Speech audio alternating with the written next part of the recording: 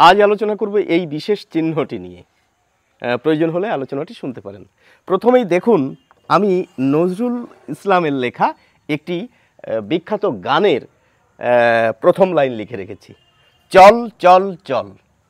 এই চলের নিচে এই বিশেষ চিহ্নটি দিয়েছি, এই আর দ্বিতীয় চলের নিচেও দিয়েছি, এবং এই তৃতীয় চলের নিচেও কিন্তু এই বিশেষ চিহ্নটি আমি ব্যবহার করেছি। আমরা প্রায় প্রত্যেকেই জানি এই বিশেষ চিহ্নটির নাম হচ্ছে হসন্ত। এই হসন্ত যেটাকে বলছি, এর আরেকটি নাম রয়েছে, সেটি হচ্ছে হস চিহ্ন। তাহলে আমরা জানলাম এই যে বিশেষ চিহ্নটি আমরা ব্যবহার করছি, এর দুটি নাম, একটি হচ্ছে হসন্ত, আরেকটি হচ্ছে হস চিহ্ন। মজার ব্যাপার দেখুন, এই যে হস, এই নামের ভিতরেই একটা বিশেষ চিহ্ন রয়েছে। এটি হচ্ছে আমার কাছে বেশ মজার লাগে। যাই হোক, এই হস চিহ্ন আমরা কোথায় ব্যবহার করব, একটু গভীরে গিয়ে দেখার চেষ্টা করি। এই যে আমাদের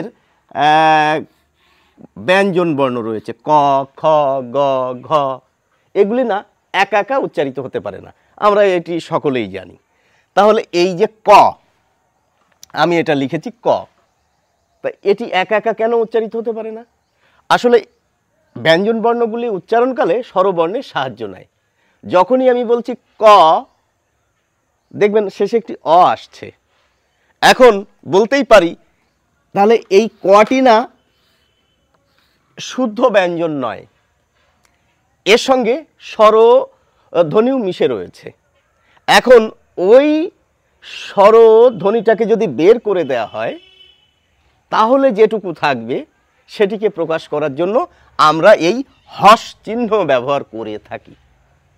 আমি এই কটিকে যদি ভেঙে লিখি, তাহলে কিন্তু এভাবে লিখতে পারি, কয় হসন্ত যোগ অ, অর্থাৎ এই কয়ের মধ্যে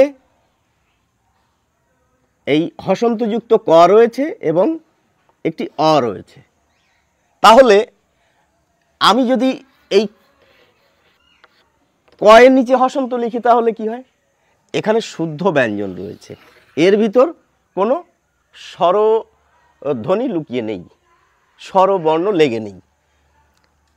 এখন ব্যাপারটি হচ্ছে একইভাবে এই ব্যঞ্জন বর্ণ খ, গ, ঘ, চ, ব, প, এই বর্ণগুলো এইভাবে। এখন এই যে কয়ের নিচে হসন্ত, বয়ের নিচে হসন্ত, পয়ের নিচে হসন্ত, এর না একটি বিশেষ নাম রয়েছে বন্ধুরা। এই হসন্তযুক্ত ব্যঞ্জনকে বলা হয় হল। হ, এই ল, হল। হলের নিচেও দেখুন এই হস চিহ্নটি রয়েছে। তাহলে আমরা একটি জিনিস আবার জানলাম যে হসন্তযুক্ত ব্যঞ্জন ধ্বনিকে বলা হয় হল। এবার এ তো গেল বর্ণের কথা। এবার শব্দে আসা যাক। এই দেখুন, হল, এটি হচ্ছে একটি শব্দ। আমরা এটিকে হলো বলবো না, আমরা এটিকে হলই বলবো। কেননা এই শেষের অধ্বনিটি এর সঙ্গে আসবে না উচ্চারণে, আমরা বলবো হল। এখন একটি কথা জানিয়ে রাখি, এই যে হল, এই যে শব্দটি, এর শেষে কি রয়েছে? হসন্ত রয়েছে। আর হসন্তযুক্ত শব্দের আরেকটি নাম হচ্ছে হলন্ত। এবার হসন্তযুক্ত শব্দ, যেগুলোকে আমরা হলন্ত শব্দ বলি, সে শব্দের সংখ্যা কিন্তু বাংলায় অসংখ্য। যেমন আমি কিছু উদাহরণ আপনাদের দেখাই।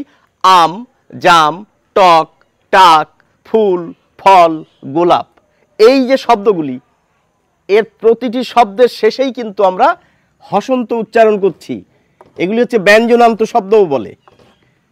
এবার এই প্রতিটি শব্দে যদি আমরা হসন্ত ব্যবহার করি, তাহলে বাংলা লেখায় হসন্তের ছড়াছড়ি হয়ে যাবে, যেটা দেখতে বহুত বাজে লাগবে। সেই জন্যই পণ্ডিতেরা আমাদের জানিয়েছেন, হসন্ত যতটা সম্ভব আমাদের কম ব্যবহার করতে হবে। আমরা আম, জাম, টক, টাক, ফুল, ফল লেখার সময় হসন্ত ব্যবহার করব না। এবার হসন্তযুক্ত শব্দ তাহলে কিন্তু আমরা খুব কমই খুঁজে পাবো। যেমন দেখুন, বয়াকার বিসর্গ দিয়ে আমরা কি উচ্চারণ করি? বাহ। এই যে শব্দটা, এটা কিন্তু ঠিক, এর একটি নব্য রূপ বেরিয়েছে। বয়াকার লিখে হ লিখে তার নিচে হসন্ত দেওয়া হচ্ছে, এটিও কিন্তু বাহ। এই দুটি বানানই কিন্তু শুদ্ধ। এবার দেখুন, হ্রস্ব উ বিসর্গ, আমরা কি বলি? উহ। অনেকে কি করছেন, এভাবে না লিখে এভাবে লিখছেন, উহ। একইভাবে আ দিয়ে বিসর্গ হসন্ত দিলে হয়ে যাবে আহ। এবার যদি আমরা বাংলা অভিধান খুঁজি এবং সেখানে হসন্তযুক্ত শব্দ খুঁজে বের করার চেষ্টা করি, তাহলে দেখব হসন্তযুক্ত শব্দ খুবই কমই রয়েছে, খুব কম। তবে হসন্তের ব্যবহার কিন্তু কম নেই। কোথায় কোথায় রয়েছে? আপনারা যদি বর্ণ বিশ্লেষণ করেন তখন কিন্তু হসন্ত আপনাকে ব্যবহার করতেই হবে। যেমন এই হসন্ত, এই যে শব্দটি যদি আপনি বর্ণ বিশ্লেষণ করে দেখান, তাহলে কি লিখতে হবে? হ হসন্ত, অ দন্ত স যোগ অ যোগ ন যোগ ত যোগ অ, এবং কি করতে হবে? এই ব্যঞ্জনগুলোর নিচে কিন্তু আপনাকে হসন্ত দিতেই হবে। এই হসন্ত না দিলে কিন্তু এই বর্ণ বিশ্লেষণই আপনার ভুল হয়ে যাবে, নাম্বার কেটে দেবে মাস্টারমশাই। এবার দেখুন, আপনি দিগন্ত সন্ধি বিচ্ছেদ করছেন, তখন কিন্তু আপনাকে হসন্ত দিতেই হবে। দিক যোগ অন্ত। তাছাড়া আপনি ভাবুন গন্তব্য। গন্তব্য, এই যে শব্দটি যদি আপনি ভেঙে প্রত্যয় নির্ণয় করেন, তখন কিন্তু বন্ধুরা আপনাকে হসন্ত দিতেই হবে, না হলে ভুল হয়ে যাবে। তাছাড়া এই যে অক্সিজেন, এই যে শব্দটি আমরা এভাবে লিখি, তো যদি এভাবে না লিখে আমরা এই যুক্ত বর্ণটিকে একটু ভেঙে লেখার চেষ্টা করি, বাচ্চাদের জন্য যদি কখনো প্রয়োজন হয় এভাবেও লিখতে পারি।